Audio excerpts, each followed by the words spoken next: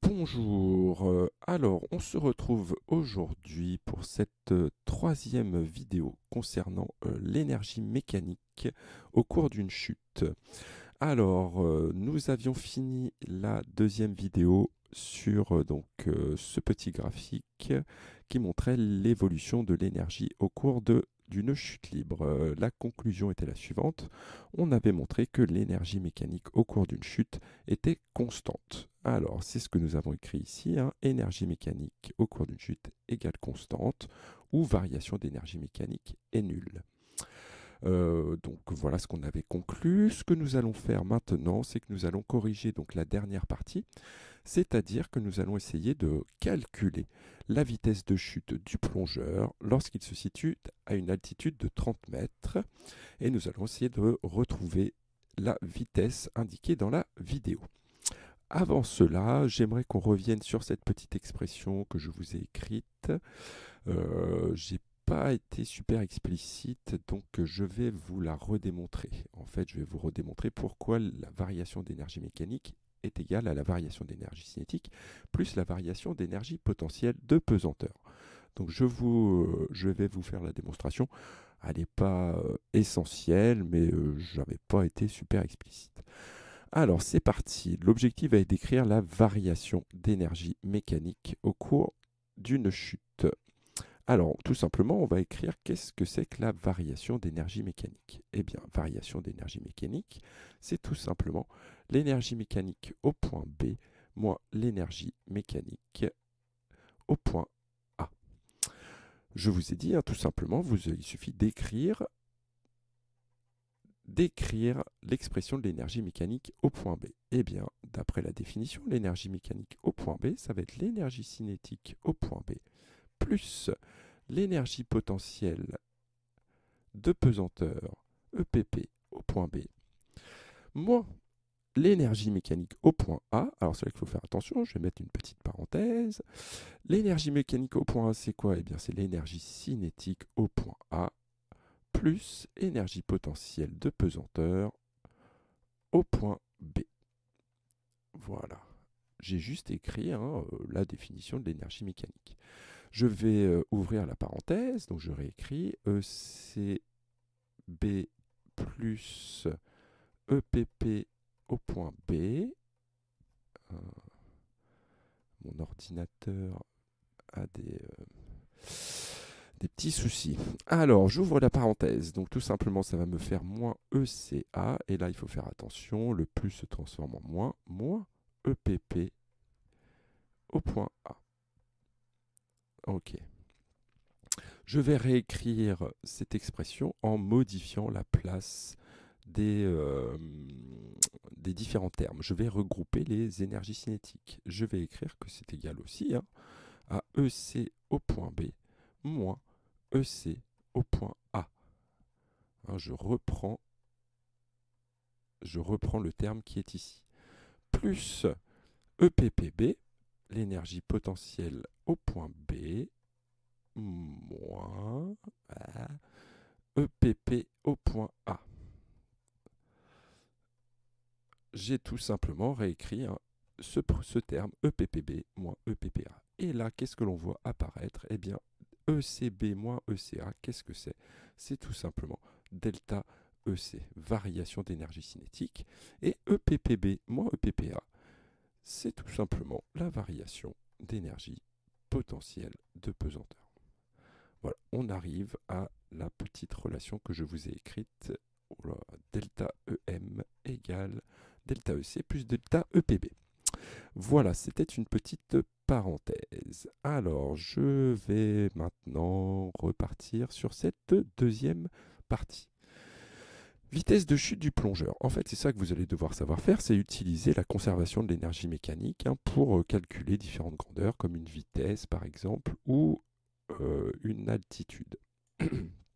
Alors, c'est parti. Donc, on vous dit soit un plongeur de masse petite m égale 70 kg situé à une altitude de 30 mètres au-dessus du niveau de la mer et immobile. En fait, c'est la situation du plongeon. Au début, il est immobile.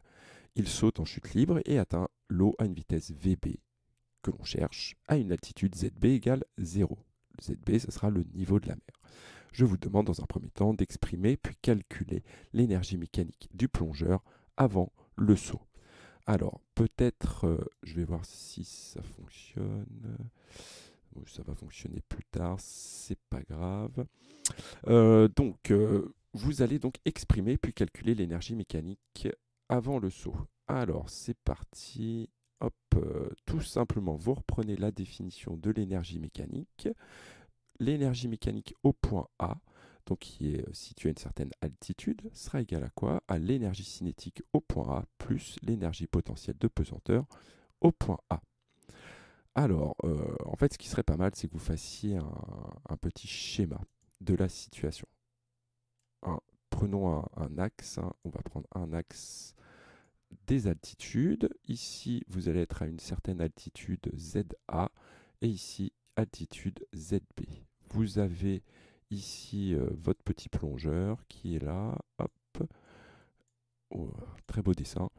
Qu'est-ce que nous connaissons de ce plongeur? En fait, donc, il est à une altitude ZA. Voilà, et il atteint une altitude ZB. Ok. Qu'est-ce que nous savons de ce plongeur initialement? Eh bien, initialement, nous savons que sa vitesse, la vitesse au point A, sa vitesse, elle est nulle. En effet, il est immobile. Alors, mon stylet ne fonctionne pas, je le fais à la souris, c'est assez moche. Et qu'est-ce que nous savons? Nous savons aussi qu'il est situé à une altitude ZA égale 30 mètres. Ok. 30 mètres, voilà. Et il atteint donc ZB, une altitude plus basse, à une vitesse VB, eh bien, que nous ne connaissons pas, dont l'objectif l'objectif va être de déterminer cette vitesse. Et qu'est-ce que l'on sait de l'altitude IZB? On dit qu'il va aboutir à une altitude de 0 mètre. Voilà, donc n'hésitez pas à faire un petit schéma de la situation en mettant les données. Hop, je reviens ici. Donc, c'est parti. L'énergie mécanique, on a dit, c'était la somme des deux énergies cinétiques. J'ai écrit l'expression de l'énergie cinétique, 1 demi de mVA au carré, plus mgza, l'expression de l'énergie potentielle de pesanteur.